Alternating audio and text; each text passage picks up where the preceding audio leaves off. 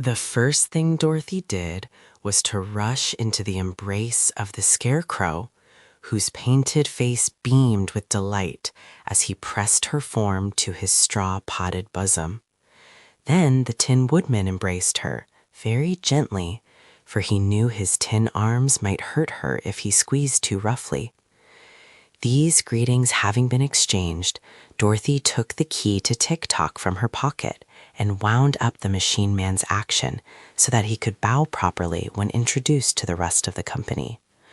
While doing this, she told them how useful Tick-Tock had been to her, and both the Scarecrow and the Tin Woodman shook hands with the machine once more and thanked him for protecting their friend. Then Dorothy asked, "Where is Billina?" "I don't know," said the Scarecrow. "Who is Billina?" "She's a yellow hen who is another friend of mine," answered the girl anxiously. "I wonder what has become of her." "She is in the chicken house in the backyard," said the princess. "My drawing room is no place for hens."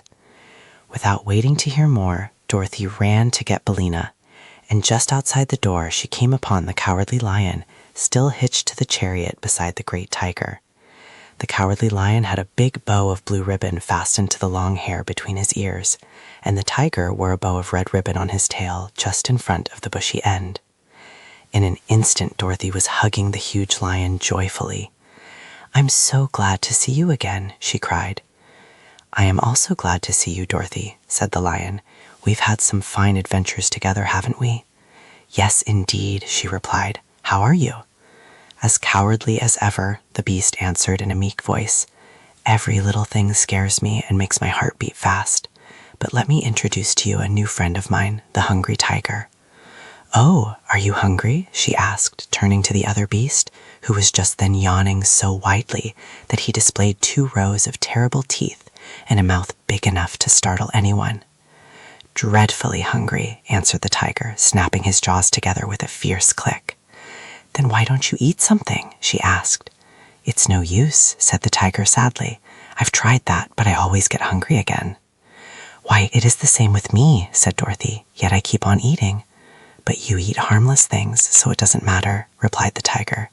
"For my part, I'm a savage beast and have an appetite for all sorts of poor little living creatures, from a chipmunk to fat babies."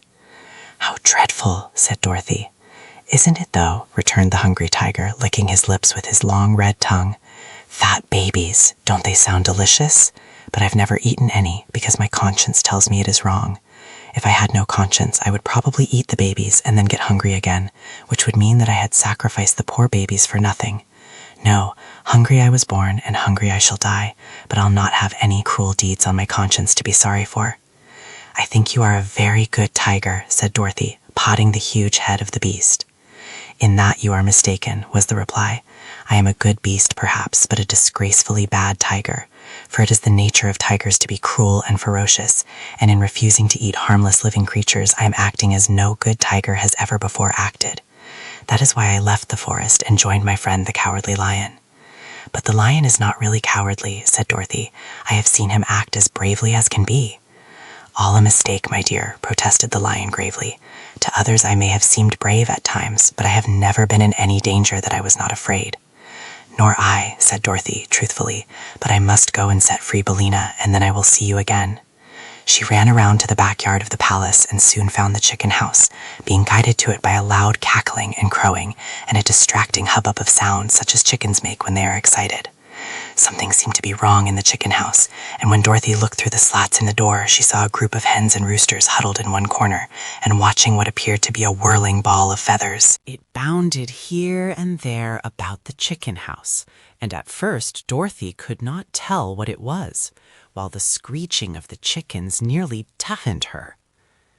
But suddenly the bunch of feathers stopped whirling, and then, to her amazement, the girl saw Billina crouching upon the prostrate form of a speckled rooster.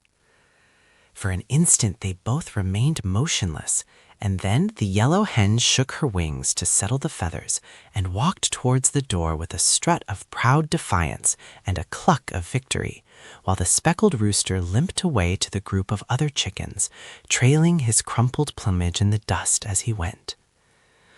"Why, Billina," cried Dorothy in a shocked voice, "have you been fighting?" I really think I have, retorted Bellina. Do you think I'd let that speckled villain of a rooster lord it over me and claim to run this chicken house as long as I'm able to peck and scratch? Not if my name is Bill.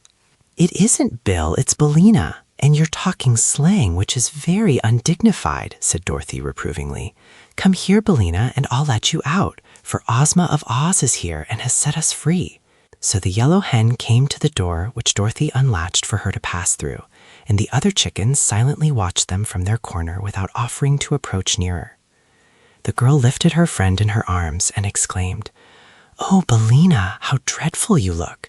You've lost a lot of feathers, and one of your eyes is nearly pecked out, and your comb is bleeding." "That's nothing," said Bellina. "Just look at the speckled rooster. Didn't I do him up brown?" Dorothy shook her head. "I don't approve of this at all," she said, carrying Bellina away towards the palace. "It isn't a good thing for you to associate with those common chickens. They would soon spoil your good manners, and you wouldn't be respectable anymore." "I didn't ask to associate with them," replied Bellina. "It is that cross old princess who is to blame. But I was raised in the United States, and I won't allow any one-horse chicken of the land of Eve to run over me and put on airs, as long as I can lift a claw in self-defense." "Very well, Bellina," said Dorothy. "We won't talk about it any more." Soon they came to the Cowardly Lion and the Hungry Tiger, to whom the girl introduced the yellow hen. "Glad to meet any friend of Dorothy's," said the lion politely. "To judge by your present appearance, you are not a coward as I am." "Your present appearance makes my mouth water," said the tiger, looking at Bellina greedily. My, how good you would taste if I could only crunch you between my jaws. But don't worry, you would only appease my appetite for a moment, so it isn't worthwhile to eat you." "Thank you," said the hen, nestling closer in Dorothy's arms. "Besides, it wouldn't be right," continued the tiger, looking steadily at Bellina and clicking his jaws together. "Of course not," cried Dorothy hastily. "Bellina is my friend, and you mustn't ever eat her under any circumstances." "I'll try to remember that," said the tiger, "but I'm a little absent-minded at times." Then Dorothy carried her pet into the drawing room of the palace, where Tik-Tok, being invited to do so by Ozma, had seated himself between the Scarecrow and the Tin Woodman. Opposite to them sat Ozma herself and the Princess Langwidere, and beside them there was a vacant chair for Dorothy. Around this important group was ranged the army of Oz, and as Dorothy looked at the handsome uniforms of the 27, she said, "Why, they seem to be all officers." "They are, all except one," answered the Tin Woodman. "I have in my army 8 generals, 6 colonels, 7 majors, and 5 captains, besides 1 private for them to command. I'd like to promote the private, for I believe no private should ever be in public life, and I've also noticed that officers usually fight better and are more reliable than common soldiers. Besides, the officers are more important looking and lend dignity to our army." "No doubt you are right," said Dorothy, seating herself beside Ozma. "And now," announced the girlish ruler of Oz, "we will hold a solemn conference to decide the best manner of liberating the royal family of this fair land of Eve from their long imprisonment."